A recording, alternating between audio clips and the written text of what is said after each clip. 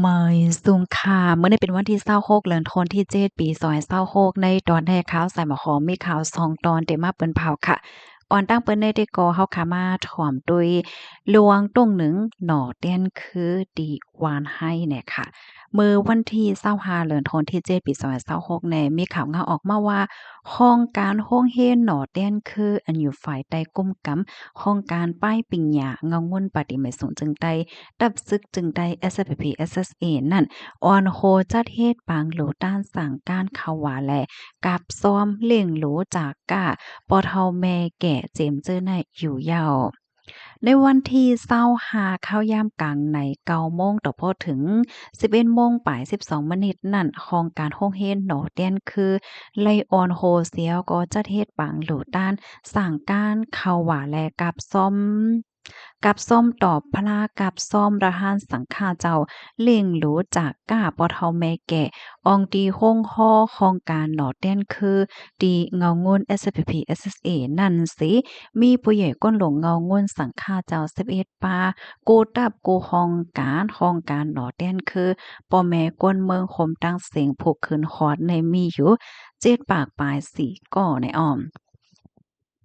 ในปางหลูต้านนั่นอ่อนตั้งสุดตามโตผู้ก้อนของการป้ายปิงหยาเจ้าหาร4-5อ่อนโหผู้คืนคอดตั้งเซงหลูต้านไวสาถึงพระราตราสังขาสีเจ้าเฉียหลงวิมลาภิกขุมหาสัทธัมมามหาสัทธัมมาโจติกะทัจจะวาดสายเลี่ยงธรรมเมืองสู่ปันอ้อวาตาตีปกขึ้นหอตั้งสิงกว่าอยู่ยาวว่ายนั่นไหลหลู่ต้านกับสั่งการเขาว่าตำตีสังฆาเจ้าแพทย์น้ำหมักขวานหลู่ต้านหยัดนำเหวยกู้สู่เหวยว่ากู้สู่ย้อนกู้สู่ดีบ่เฒ่าแม่แก่กับซ่อมสังฆาเจ้าและเล่งโหลจากกะผู้ขึ้นฮอดตั้งเสียงอยู่ยาวข้อมูลตอนในค่ะเลยเบิ่งอิงเอามาดีเพจ SPP Info ต่างไว้นะคะอ้อค่ะเที่ยงอำไลวันก็ได้เข้าว่ายาวค่ะเนาะพี่ๆน้องๆเฮาเขาได้ออนกันกว่าเข้าว่าขึ้นจ้องล่องหมอกดีไหลค่ะตรงตาอบโอ้กันมาไหลเนี่ยค่ะลูกดีข่าวเงาโหนในเสแลกำในเฮาคามาถ่อมด้วยข่าวเงาดีเมืองไทยเนี่ยค่ะค่ะในก็มีข่าวเงาออกมาค่ะเนาะว่าอยู่ดีผู้ใหญ่ก้นหลงฝ่ายปลีค่ะไล่ออกคอสั่งให้ปลีค่ะเคงเขียงกดทัดปัดปื้นโตเมืองวงกลางวันที่25เหลือนโทนที่7ต่อพอถึงวันที่2เหลือนโทนที่8ปี2026ในเคงเขียงกดทัด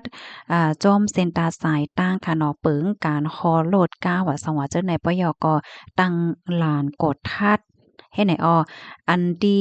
สิบตั้งพิษในเนี่ยเขาเอาตั้งฝ่ายภูมิพลพรเขาเดยอบแตะหมาบไหม้แตะว่าจังไหนค่ะใน10ข้อนั้นเป็นสังพองในเฮาค่ะมาถ่อมด้วยลองตั้งลายโหย่อยยามันกว่าจ้อมกันเนี่ยค่ะเนาะ ข้อที่1ค่ะข้อลดกาไว้หรือสิหมายมีมักมันอันใดแน่เต๋จังยาหมาบไหมอ่าสี่เหงหวาดเนี่ยค่ะเนาะอำป่วนสี่เหงหวาดค่ะข้อที่2ไหนเฮ็ดจ้อมไฟจ้อมเซ็นตาสายตั้ง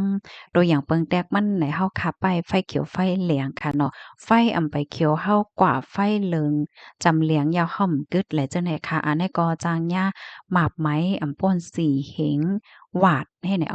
ข้อที่3ค่ะขึ้นปันก้นคำตั้งมาลายอันนี้ก็เดจังย่าหมาบไหมสีเหงหวาดข้อที่4ใจโฟนมือถือมือพองตีขอโหลดก้าเนี่ยค่ะอันในก็หมาบไหมป่นสีเหงหวาดเนี่ยอันแน่ๆลำลองค่ะนะพี่น้องค่ะจองฟังหันกำหัวบางก็ในเดถ่ายคลิปเฮขอโลดฮอก้าเฮว่าจังว่าเฮ็ดจังไหนเนี่ยนะ ข้อที่4ในคะนะเปิ้นว่าอ่ใจสังว่าใจโฟนมือถือมาพ้องที่ฮอโหลดก้าเนี่ยจึงจางยาหมับไหมเนี่ยค่ะข้อที่5ฮอโลดก้าย้อนสอนตั้งเปิ้นกว่าเฮาคาซัมมาจึงไหนแน่อันนี้ก็จางยาหมับไหมป่น2เฮงบาท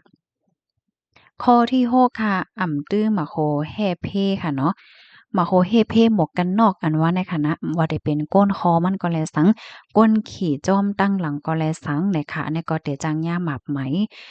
ถึง2เฮงวาดในข้อที่7ค่ะใส่ทรายหัด เมื่อพ้องที่เฮาคาฮอก้าขี่ก้าเนี่ยมันได้มีสายหัดสายหัดค่ะเนาะอันนี้ก็อำว่าได้เป็นก้นคอมันก็แลสังก้นขี่จ้อมก็แลสังแหน่เตไลหัดสายสายหัดแอวเนี่ยค่ะเนาะอ๋อค่ะสันเจ้าหนังว่าอำไส้เนี่ยก็เตจังย่าหมับหมายถึง2เฮงวัด กำในมาแทงคอที่8เอาไว้ฮ้อรถก้าในกึกโตเพราะว่าฮอก้าก็ไว้ฮ้อรถก้าเนาะฮอก้าเนาะมันได้มีไว้ขับขี่ไว้ฮ้อรถก้าห้าไว้ฮ้อรถเคิงห้าอะไรจังไหนนั้นคันน่ะซังเจิ้นหนังว่ามีอำนั้นก็เอากึกโตเพราะว่าเนี่ยจึงไหนเดี๋ยวจางย่าหมับไหมายถึง1เห็งยาวก็จางย่าคอก1เหลินไหนอ้อ กำนันแลเมื่อว่าพี่น้องเฮาเขาตีฮอกว่าตีไหลตั้งไหลก็อย่าเริ่มเอาไว้ขับขี่ให้กว่าจอมค่ะข้อที่เก้าค่ะฮอโลดก้าเมื่อพ้องตีเมาอยู่แน่จังย่าหมาบไหม5เฮงถึง20,000บาทอำนั้นก็ตกคอกป่น1ปีอำนั้นก็ตั้งตามเงินและตั้งตามคอกค่ะมาเทียงข้อที่10ค่ะเนาะฮอโลดโลยดีม่วนถึงลวงลอดเพอันแน่จังย่าหมาบไหม5เฮงถึง 20,000วาตค่ะอำนั้นก็โดกคอกป่น1ปีอำนั้นก็ตั้งตามคอกและตั้งตามไหมเงินในข้อมูลตอนแรกค่ะเลยเปิงอิงออกมาที่ห้องการข่าวไทยรัฐต่างไว้เนี่ยค่ะพี่น้องเฮาค่ะอันนี้ก็ได้เลยว่าลำลองย่อก็ลองอย่าได้เทค่ะเนาะตอนตาพี่น้องเฮาเขาจื้ออันอยู่ไว้ที่ในเมืองไทยอำนั้นก็จื้ออันดีกว่าเลกว่าแอวที่ในเมืองไทยเนี่ยค่ะก็ให้จังไรรับรู้กันแฮวก็ฟังสติกันหั่งไผหั่งมันแหน่เนาะ อันที่เปิ้นได้เข้งแข็งทัดแน่วันที่25เดือนในต่อถึงวันที่2เดือนหน้าเนี่ยค่ะว่ามันเป็นข้าวที่เปิ้นลือก็ว่าไรค่ะเนาะเป็นข้าวหวาก็จือเฮ็ดจังนั้นน่ะเนาะเพราะว่าเด็กกว่าไรมาไรเนี่ยก็ให้ไลสติกันห่างไผห่างมันเนี่ยค่ะไก่เพก็ให้ไลจางแวเพไว้ก่อนค่ะเนาะเมิ่มไปเป็นให้ก้วยเนี่ยค่ะเพราะว่าเป็นมาแล้วแดมันก็จังเฮ็ดจึงหือเหี่ยวเนี่ยค่ะเนาะวิทยา